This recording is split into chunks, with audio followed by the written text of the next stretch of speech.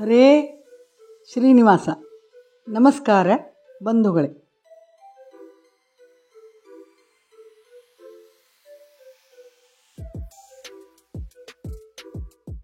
ಚಾತುರ್ಮಾಸದಲ್ಲಿ ಕೊಡಬಹುದಾದ ಇನ್ನೊಂದು ಪ್ರಮುಖ ದಾನ ಆಕಳು ಮತ್ತು ಕರುದಾನ.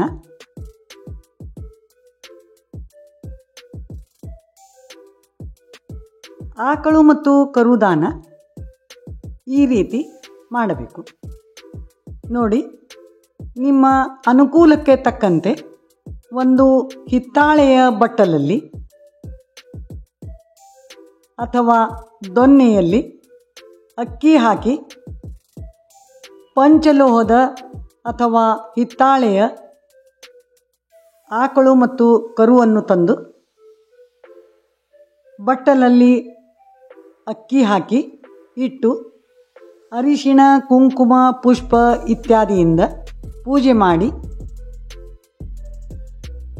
ಆಕಳಿಗೆ ನೈವೇದ್ಯಕ್ಕೆ ಅಕ್ಕಿ ಬೆಲ್ಲವನ್ನು ಇಟ್ಟು ನಂತರ ಬಟ್ಟಲು ಸಮೇತ ಆಕಳು ಮತ್ತು ಕರುವನ್ನು ಹಾಗೂ ಅಕ್ಕಿ ಬೆಲ್ಲದ ನೈವೇದ್ಯದೊಂದಿಗೆ 10 ದ್ವಾದಶಿಗೆ ಒಬ್ಬೊಬ್ಬ ಮುತ್ತೈದೆಯರಿಗೆ ದಾನ ಮಾಡಬೇಕು. ಈ ರೀತಿಯ ಆಕಳು ಮತ್ತು ಕರುವಿನ ದಾನವನ್ನು ಬ್ರಾಹ್ಮಣರಿಗೂ ಕೊಡಬಹುದು. ಬ್ರಾಹ್ಮಣರಿಗೆ ದಾನವನ್ನು ಕೊಡುವಾಗ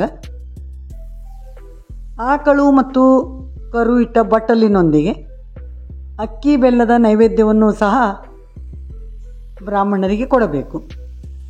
ಇದರೊಂದಿಗೆ ದಕ್ಷಿಣೆ ಇಟ್ಟು, ಸಾಧ್ಯವಾದರೆ ಯಾವುದಾದರೂ ಹಣ್ಣನ್ನು ಇಟ್ಟು ಬ್ರಾಹ್ಮಣರಿಗೆ ದಾನ ಮಾಡಬೇಕು.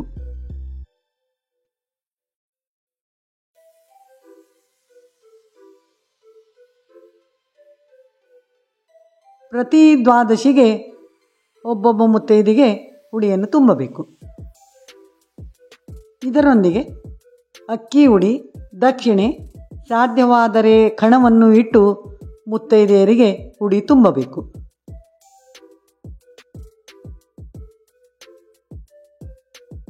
ದಾನ ಮಾಡುವ ಮೊದಲು ದೇವರ ಮುಂದೆ ದಾನ ಮಾಡುವ ಈ ವಸ್ತುಗಳನ್ನು ಇಟ್ಟು ವಿಷ್ಣು ಪ್ರೇರಣೆಯ ವಿಷ್ಣು ಪ್ರೀತ್ಯರ್ಥಂ ಎಂದು ಸಂಕಲ್ಪ ಮಾಡಿ ದಾನ ಮಾಡಿದ ನಂತರ ಶ್ರೀ ಕೃಷ್ಣಾರ್ಪಣಮಸ್ತು ಎಂದು ಹೇಳಬೇಕು.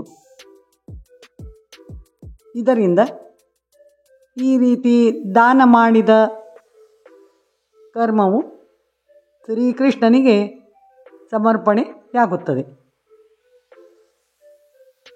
ನಮ್ಮ ಮುಂದಿನ ವಿಡಿಯೋದಲ್ಲಿ ಚಾತುರ್ಮಾಸದಲ್ಲಿ ಕೊಡಬಹುದಾದ ಇನ್ನೂ ಅನೇಕ ದಾನಗಳನ್ನು ನೋಡೋಣ.